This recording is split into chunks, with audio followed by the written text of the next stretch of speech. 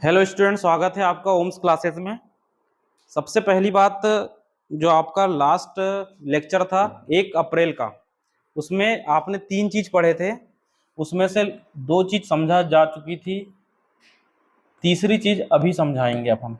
ठीक है, ये था विद्युत आवेशों के मूल गुण, इसको बोलते हैं basic property of electric charge.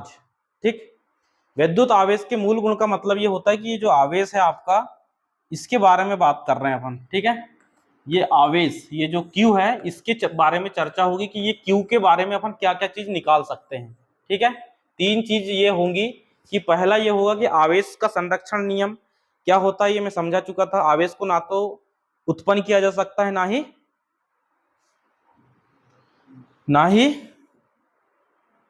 ना तो उत्पन्न किया जा सकता है, ना ही नष्ट किया जा सकता है, ये है। ठीक है, मतलब इसका मतलब ये होगा कि जो आपको मैंने पढ़ाया था उसी का एक बार रिवीजन देख लो कि अगर माना कि आप किसी क्षण में, मतलब ये कांच की क्षण है, ठीक है, इस कांच की क्षण में आप अगर कोई रेशम के कपड़े को रगड़ रहे हो, एक बार ये बात हो चुकी, बट मैं रिवीजन के तौर पे बता दे रहा हूँ क्योंकि ये लिखी है इसलिए।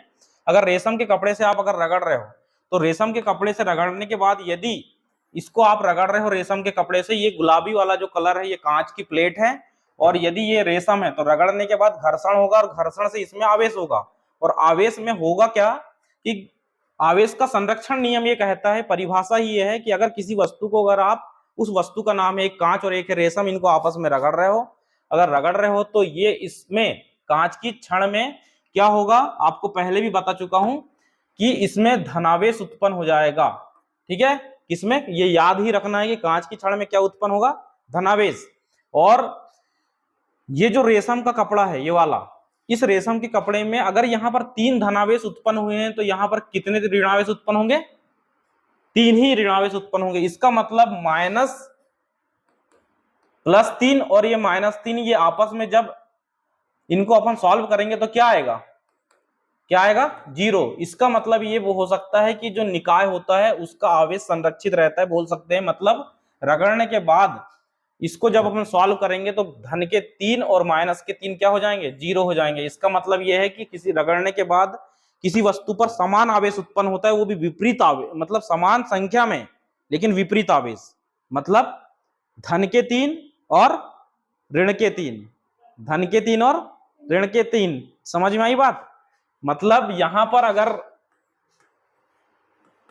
3 धन के उत्पन्न हो रहे हैं तो रगड़ने वाला जो कपड़ा था उसमें कितने ऋण उत्पन्न होंगे, 3 ऋण उत्पन्न होंगे। कितने ऋण उत्पन्न होंगे, 3। बात समझ गए?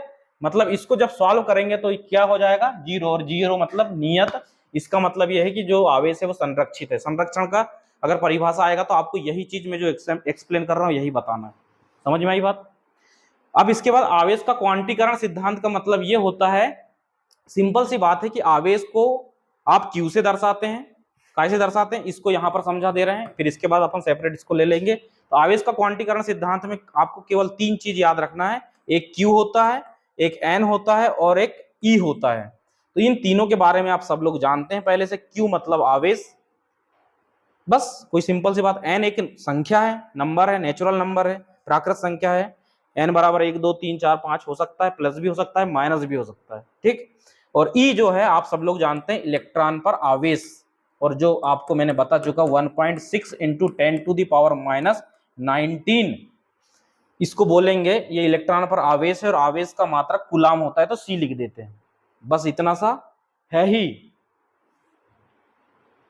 ठीक, बस। अब इसके बाद अपने जो मेन, एक इसको और समझ लो अच्छे से, क्वांटीकरण सिद्धांत इंपॉर्टेंट है, जो आज न्यू स्टूडेंट है वो ध्यान से देख लेंगे। ठीक, आवेश का क्वांटीकरण सिद्धांत की परिभाषा ये कहती है कि यदि कोई आवेश है, ठीक है, तो जो आवेश है उसका मान या उसका परिमाण, ऐसा समझें, उस आवेश पर मतलब किसी भी, परिभाषा ये है कि Q बराबर प्लस माइनस N ही होता है। ये इससे याद रखेंगे कि किसी भी वस्तु पर आवेश का जो मान होगा उस पर उपस्थित इलेक्ट्रॉन के आवेश का पूर्ण गुणज होता है। ये परिभाषा, ये फिर से बोल रहा हूं, किसी पदार्थ या किसी वस्तु पर आवेश का जो परिमाण है, मैग्नीट्यूड, आप ऐसा पढ़े हो 11वीं में, यही परिमाण की बात कर रहे हैं। उसका परिमाण मतलब मान, इसका जो मान होगा, इसकी जो वैल्यू होगी वो एक पूर्ण गुणज होगी, किसके, उस पर इलेक्ट्रॉन के आवेश के गुणनफल के। बात समझ गए। एन का मतलब होगा, ये एन का मतलब एक हो सकता है और ई का मान कुछ भी हो सकता है। मैं यहाँ पर इसका थोड़ा सा एग्जाम्पल देना चाहता हूं कि ये हो कैसा रहा है, ठीक, क्योंकि कई महान हैं जो आज आए हैं, है कि नहीं, क्यों लाची पटले।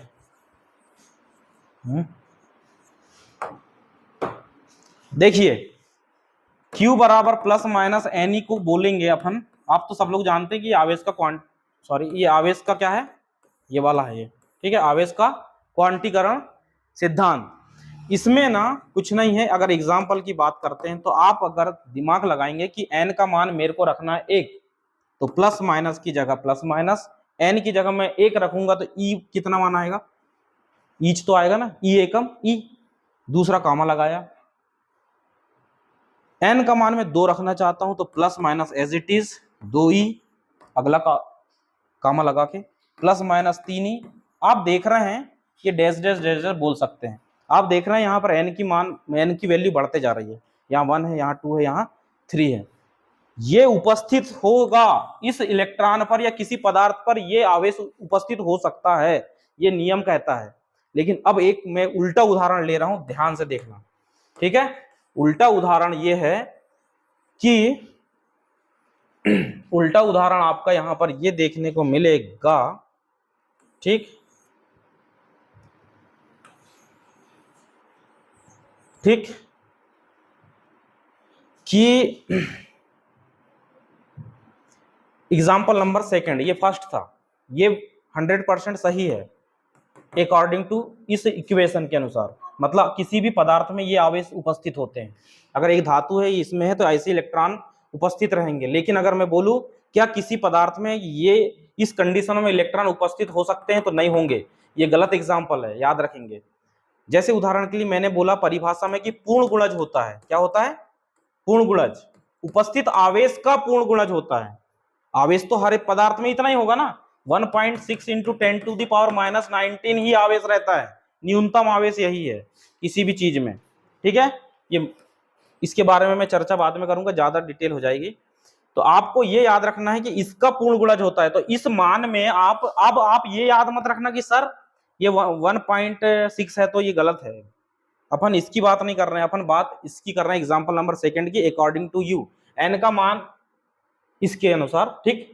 तो एन का मान यहाँ 1 रखे थे, 1 को लिख के नहीं बताते, लेकिन ऐसा है, ये 2 रख दिए, ये 3 रख दिए, डैश डैश डैश चल रहा है। लेकिन अब मैं चाहता हूं कि एन का मान दशमलव में रखो आप लोग।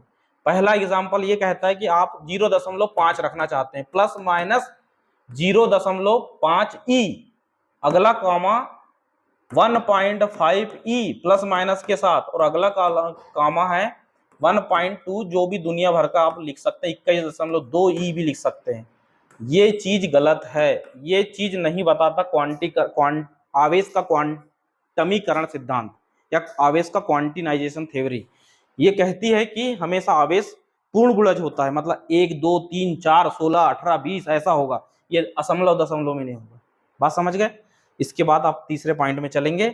तीसरा पॉइंट कहता है आपका आवेश की योज्यता, ठीक है, आवेश की योज्यता। तो आवेश की योज्यता सरल है, योज्यता का मतलब होता है जोड़ना।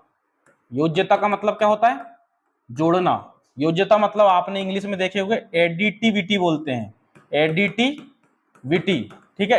एडिंग मतलब क्या होता है, जोड़ना होता है ना, एडिशन, सब्ट्रैक्शन। इसका मतलब अगर मैं एक एग्जांपल के रूप में अगर इसको आपको समझाता हूं कि यदि किसी पदार्थ में, पदार्थ है या कोई भी धातु है, कुछ भी है, उसमें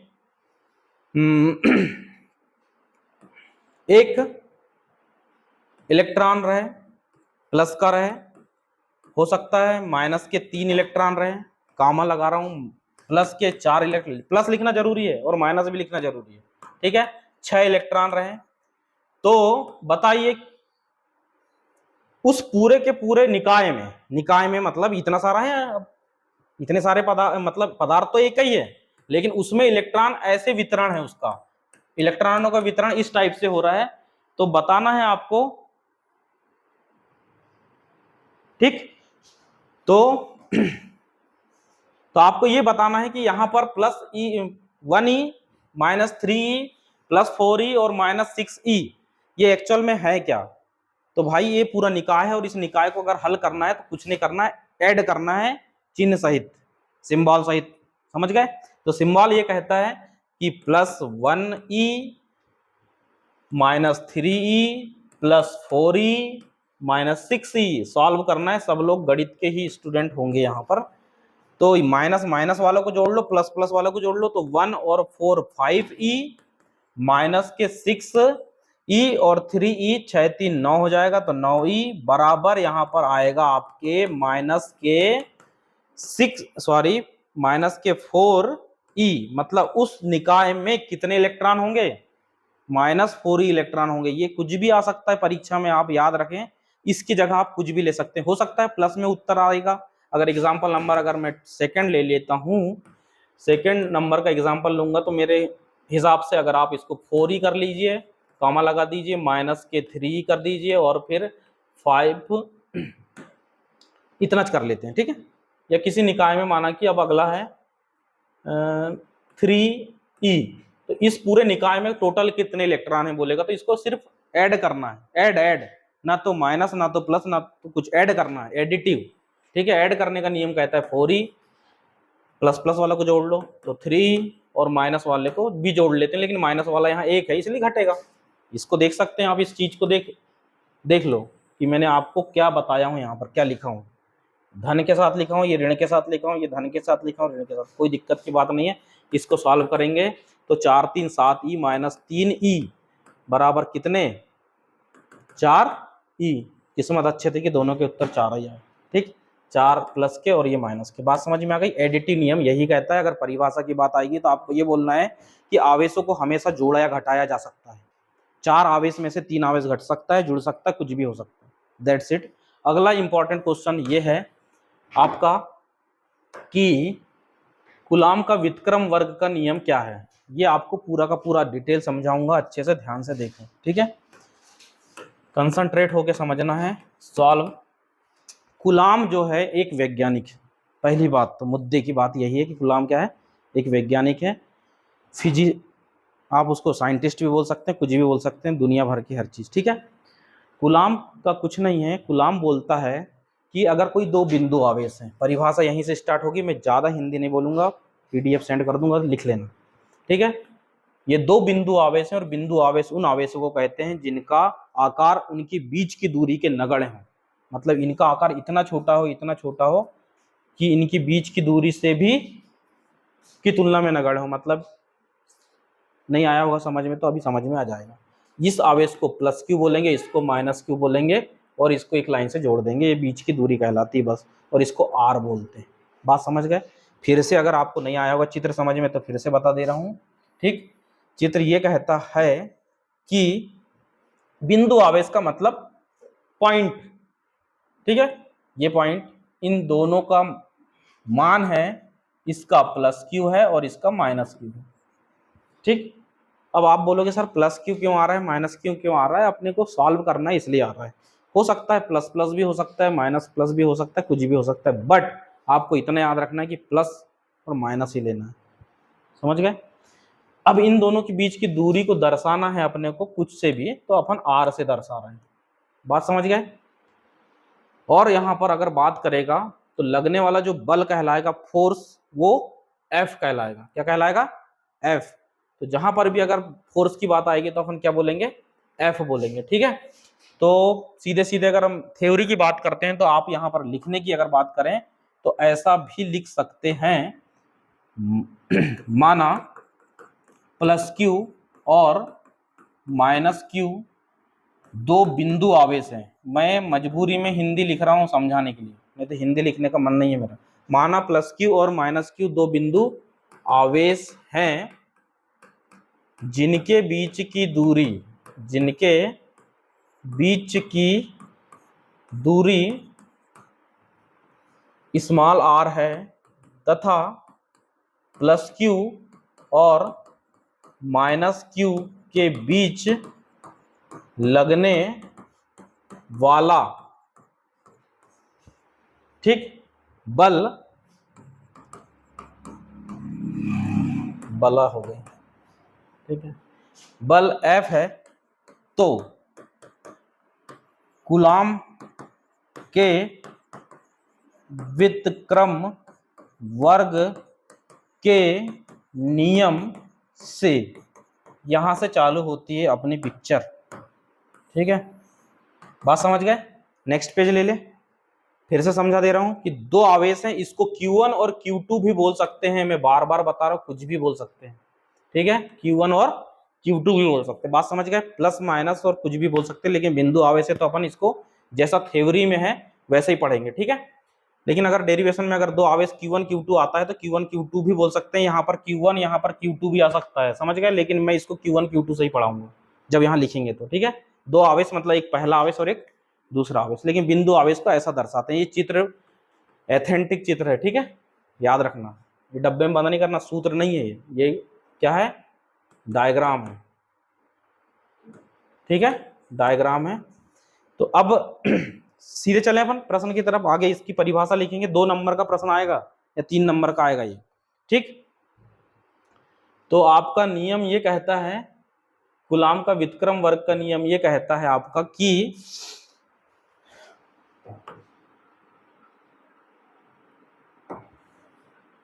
किन्हीं, डबल इन्वर्टेड कामा में लिखेंगे उसके बाद, वो जो साइड हेडिंग थी उसके बाद, ठीक है। किन्हीं दो बिंदु आवेशों के बीच लगने वाला बल, अब यहां पर कुछ व्यक्ति या कुछ कंडीशन में बल आकर्षण बल या प्रतिकर्षण बल शब्द यूज कर सकते हैं, क्योंकि अपनी आदत है, क्योंकि गुरुत्वाकर्षण नियम पढ़े हैं, 12वीं 11वीं पढ़े हैं कि किन्हीं भी दो पिंडों के बीच लगने वाला आकर्षण बल या प्रतिकर्षण बल, बोले हैं पढ़े, या आकर्षण बल पढ़े, प्रतिकर्षण नहीं आकर्षण। तो यहां पर आपको क्या करना है, केवल बल बोल देना है, दैट्स इट, ज्यादा दिमाग में जोर नहीं लगाना। आकर्षण बोलोगे और प्रतिकर्षण बोलोगे तो और दिमाग में टेंशन बढ़ेगा, इसलिए बल बोल दो बस, ठीक है। किन्हीं भी दो बिंदुओं के आवेशों, किन्हीं भी दो बिंदु आवेशों के बीच लगने वाला बल F, कामा लगा देते, ठीक है। किन्हीं भी दो बिंदु आवेशों के बीच लगने वाला बल F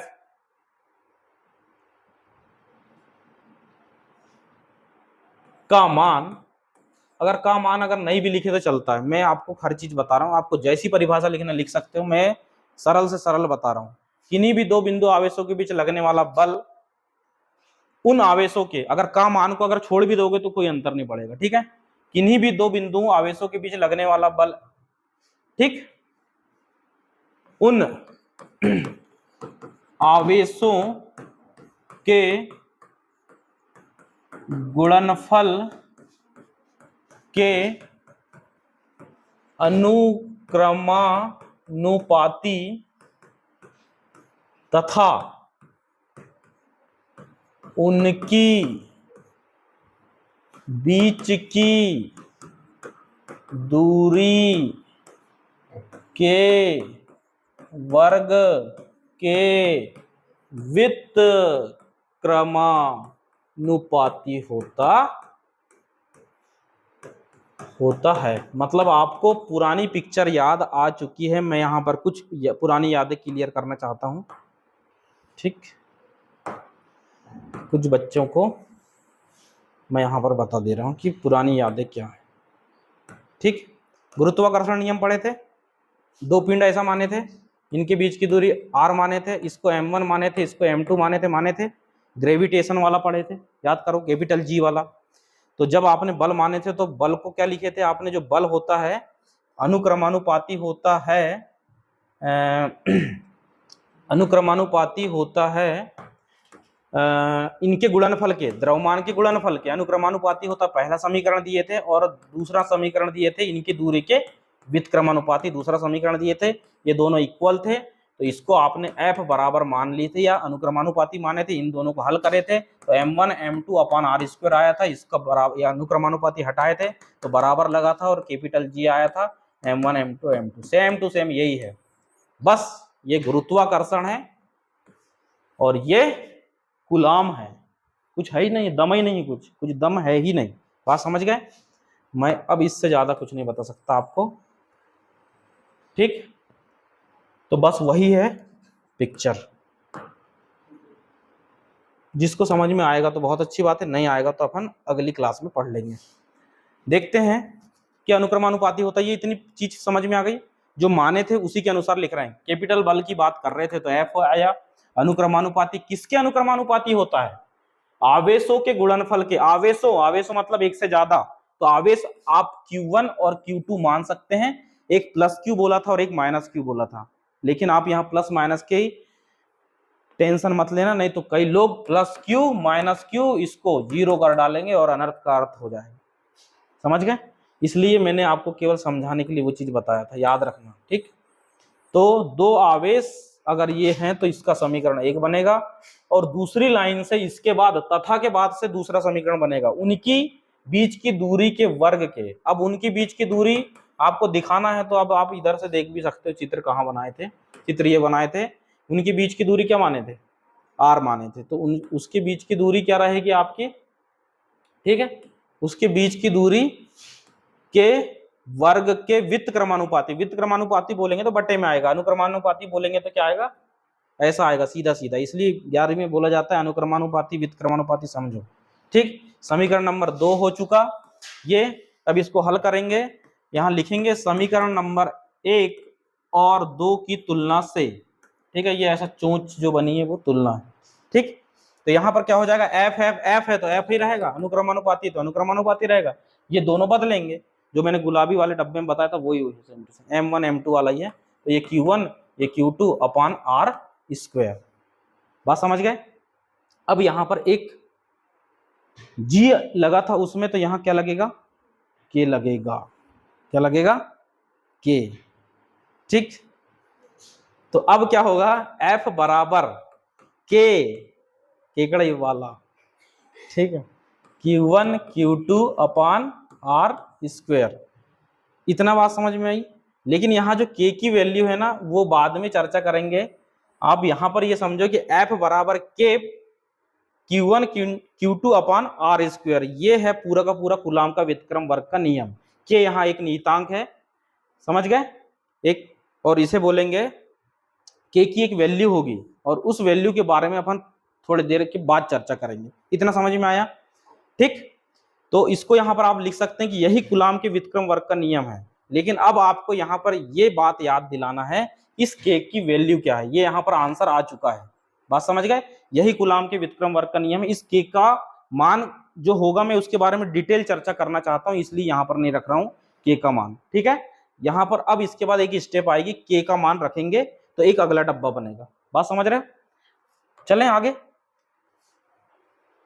तो अगला जो आपका बॉक्स है उसके बारे में चर्चा करेंगे। चर्चा कुछ नहीं है, सिंपल सी बात है, ठीक ठीक। सिंपल सी बात आपने ये देखे हैं अभी थोड़ी देर पहले कि जो F बराबर था वो था K Q1 Q2 upon R square, ठीक है, बराबर, ठीक है। तो यहां पर आपको जो K की वैल्यू रखना है वो कुछ रखना पड़ेगा, ठीक है। K की वैल्यू जो रखना है वो आप लोग याद रखेंगे K की वैल्यू क्या है, ठीक। K की वैल्यू क्या है ये याद रखेंगे। बात समझ रहे हो? ये अभी पढ़े थे अपन ने। तो K की वैल्यू होती क्या है एक्चुअल में देखो, तो इसको आप या करके भी लिख सकते हैं। F बराबर K का मान जो होगा 1/4 पाई एप्सिलॉन नॉट बोलना है, इसको जीरो नहीं पढ़ना है। पहली पॉइंट वाली बात, ठीक है, सत्यम और राहुल, ठीक। तो F बराबर क्या हो जाएगा? 1/4 pi epsilon not Q1 Q2 upon R square. ये जो आपका डेरिवेशन है ये भी इंपॉर्टेंट डेरिवेशन है। बात समझ गए? यही मोस्ट इंपॉर्टेंट है। इससे पहले वाला जो मैंने आपको बताया था, ठीक है, इससे पहले वाला मैंने आपको क्या बताया था, ये वाला जो डेरिवेशन था, ये जो डेरिवेशन है ये भी इंपॉर्टेंट है, बट इसमें K की वैल्यू के बारे में नहीं बताया गया है, जबकि K की वैल्यू आपको बताना ही है, ठीक है। समझने से ज्यादा इधर ध्यान दो बे गधेचंद। ठीक।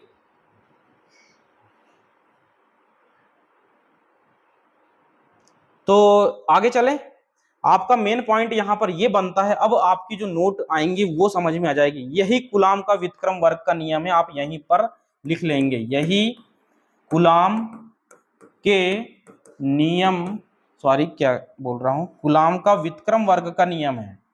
कूलाम का व्युत्क्रम वर्ग का नियम है। ठीक है, दैट्स इट। ये 2 अंक या 3 मार्क्स का आपका वार्षिक का ही क्वेश्चन सॉल्व हो चुका है, लेकिन अब इसके बाद बनेंगे ऑब्जेक्टिव। ठीक, क्या बनेंगे? ऑब्जेक्टिव है। ठीक, अब इसके बाद ये होगा क्लियर। अब इसके बाद इसको पकड़ना है और इससे 2-3 ऑब्जेक्टिव पढ़ना है। बात समझ गए? ठीक, पहला क्वेश्चन आपका क्या कहेगा, ध्यान से देखेंगे। ठीक है, पहला आईएमपी क्वेश्चन ये कहता है आपका, ठीक,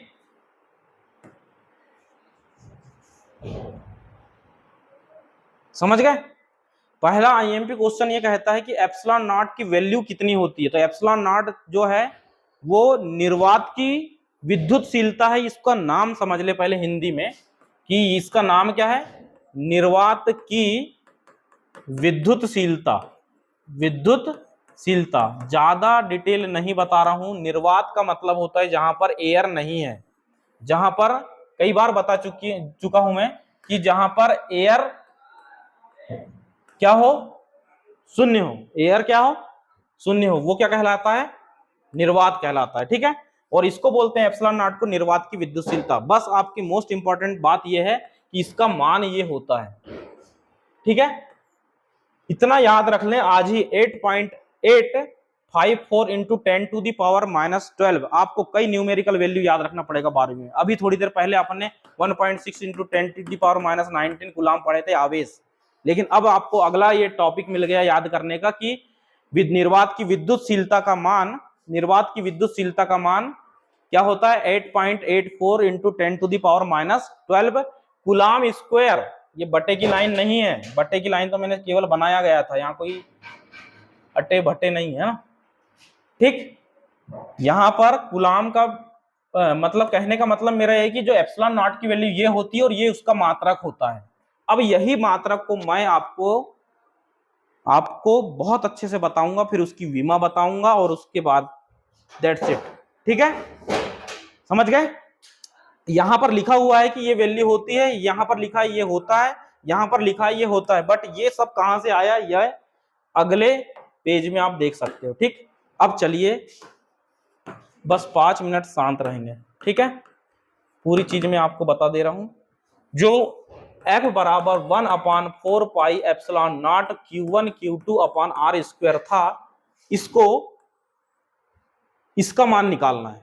तो इसका मान निकालना है तो इसका पक्षांतर करना पड़ेगा कि नहीं? इसका पक्षांतर करेंगे तो क्या आएगा? इसका पक्षांतर करेंगे तो कुछ नहीं, ये तो इधर ही रहेगा, क्योंकि इसकी वैल्यू निकालना है अपने को। ठीक है, इसकी वैल्यू निकालना है। ठीक, तो ये एफ जैसे का वैसा रहेगा, गुणे में ये भाग में है तो आर स्क्वायर इधर आ जाएगा, ये गुणे में है तो इधर भाग में आ जाएगा। मतलब सीधा सा सिंपल सा मेरा कहने का मतलब ये है कि 1/4 पाई एप्सिलॉन नॉट की जो वैल्यू है पूरी की पूरी एफ गुणा are square upon Q1 Q2 है। Q1 Q2 है, लेकिन आप मेरे को ये बताओ 1/4 पाई एक वैल्यू है, 1 भी क्या है? वैल्यू, और 4 और पाई भी एक वैल्यू है। 4 भी एक मान है और पाई का भी मान होता है 3.141 होता है। मतलब ये कांस्टेंट राशि है, इसको गोली मारो थोड़ी देर के लिए। समझ गए? तो बचता है आपके पास 1, ये वाला ऊपर वाला, और नीचे बचता है एप्सिलॉन नॉट। बात समझ में आ रही है? समझ गए? पूरी की पूरी बात बराबर F R square upon Q1 Q2। लेकिन अभी मुद्दे वाली बात, प्रश्न क्या था? प्रश्न ये था कि एप्सिलॉन नॉट के बारे में आपको बताना है, उसका मात्रक और उसकी विमा बताना है। विमा मतलब विमी सूत्र। ठीक है, बात समझ गए? तो यहां पर अपने को एप्सिलॉन के बारे में बताना है क्या 1/एप्सिलॉन के बारे में बताना है? एप्सिलॉन के बारे में, तो इसको पलटाना पड़ेगा क्या नहीं? तो इसको पलटाओ अब, तो इसको पलटाएंगे तो एप्सिलॉन नॉट बटे 1 होगा, तो बटे में 1 लिखते नहीं, इसको पलटाएंगे तो Q1 Q2 बटे F अपॉन R स्क्वायर। ये है एप्सिलॉन का सूत्र, समझ गए? काय का? एप्सिलॉन नॉट का सूत्र है।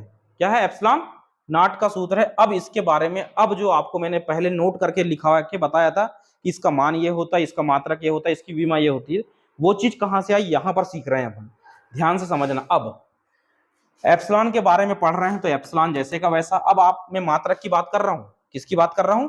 मात्रक की। यहां लिख देता हूं, ठीक है, बहुत जल्दी में हूं मैं। एप्सिलॉन नॉट का मात्रक, एप्सिलॉन नॉट का मात्रक आपको कुछ नहीं करना है, Q1 Q2 दोनों आवेश हैं, Q1 भी है और Q2 भी है, मतलब ये क्या है, एक प्रकार का आवेश है। तो आवेश का मात्रक क्या होता है? मात्रक पढ़ रहे हैं तो कूलाम। क्या होता है? कूलाम। और कितने आवेश हैं? कितने आवेश हैं? 2। तो 2 है तो यहां पर कितना लग जाएगा? स्क्वायर बटे बल का मात्रक क्या होता है? न्यूटन।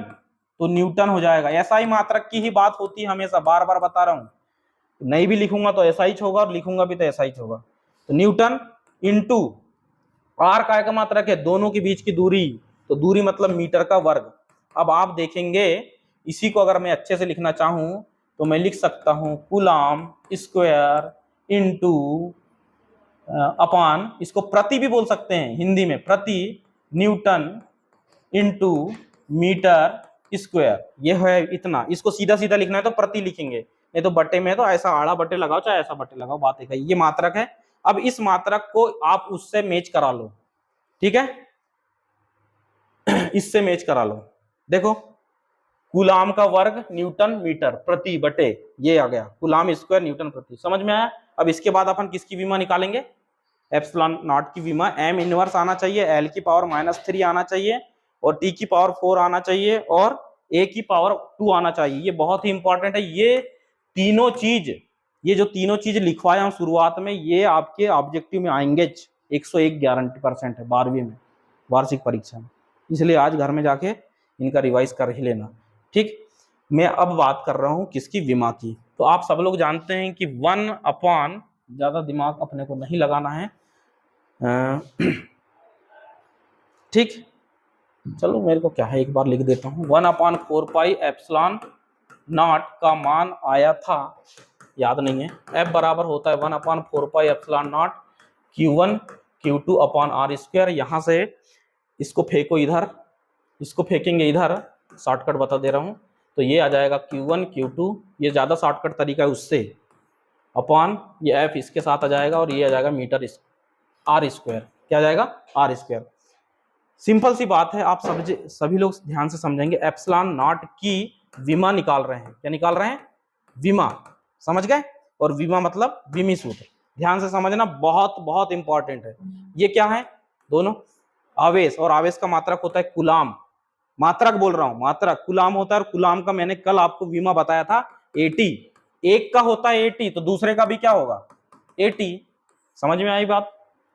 बटे में F, और F न्यूटन होता है, और न्यूटन का विमी सूत्र, सॉरी, F बल होता है, और बल का विमी सूत्र होता है mLt-2। याद नहीं है तो याद करके आना, नहीं तो 12वीं से नाम कटा लेना। अब ये है L, L मतलब होता है L का वर्ग, तो ये L होगा। बस इसको सॉल्व करना है दिमाग को ठंडा रखते हुए। समझ गए? अब जिसका दिमाग ठंडा है वही सही कर पाएगा, नहीं तो कुछ नहीं कर पाओगे। अब जिसको 11वीं बनती है तो होगा, नहीं तो कुछ नहीं हो पाएगा, ठीक है। धोखे धाकी से पास हुए होगे तो दिक्कत ही है। फिर एप्सिलॉन की विमा, ठीक है, एप्सिलॉन की विमा मैं यहीं पर बता दे रहा हूं, इक्वल टू 80 तो कितने 80 ए स्क्वायर टी स्क्वायर। बात समझ गए? बटे के सामने, बराबर के सामने बटे, एम एल, ये कैपिटल एम है, हाँ, mLt-2 L स्क्वायर। तो शायद यहां पर कुछ कुछ नहीं कटने वाला है, ठीक, शायद कुछ भी नहीं कटेगा। यहां पर आप सब लोग को दिख रहा होगा ए स्क्वायर जैसे का वैसा, टी का वर्ग जैसे का वैसा। मैं ये बटे वालों को ऊपर फेंक रहा हूं, ठीक है। क्या फेंक रहा हूं? ऊपर। तो सब प्लस वाले माइनस और माइनस वाले प्लस होंगे, बस। ये गुणा का निशान लगाया, m की घात प्लस में है तो माइनस में हो जाएगी, हो गई माइनस में, ये एल और ये एल स्क्वायर एल की घात 3 ऊपर जाएगी तो माइनस में, तो ये एल की घात वो भी माइनस में होगी। बात समझ गए। और यहां पर क्या बचा, ये टी का स्क्वायर ऊपर साथ में था ही नहीं, सॉरी, ये माइनस टी स्क्वायर ऊपर जाएगा तो प्लस के टी स्क्वायर हो जाएगा। बात समझ गए। अब यहां पर हल करेंगे तो ए एम एल टी के रूप में लिखते हैं वीमा को, याद है, एम एल टी वाले पहले, बाकी बचे कुछ वाले बाद में। तो एम इनवर्स अब दूसरे पेन से लिख देते हैं, ठीक। एम इनवर्स आ गया ये वाला, एल आएगा तो एल कितने हैं, 3 हैं, वो भी माइनस के। एम एल टी, टी आता है तो टी कितने हैं, टी की घात 2, टी की घात 2 मतलब टी की घात 4, और बेचारा ए बचा है, एम्पियर है, वो क्या है, एम्पियर। क्षेत्रफल एरिया मत समझना, एम्पियर है तो 2। शायद मैंने आपको एप्सिलॉन नॉट की विमा यही बताया था क्या, ठीक, यहां पर दिखा होगा आपको, मैंने पहले ही लिख के रखा था, देखो ये एम इनवर्स एल टी की घात टी की घात। बात समझ गए। That's it, thank you.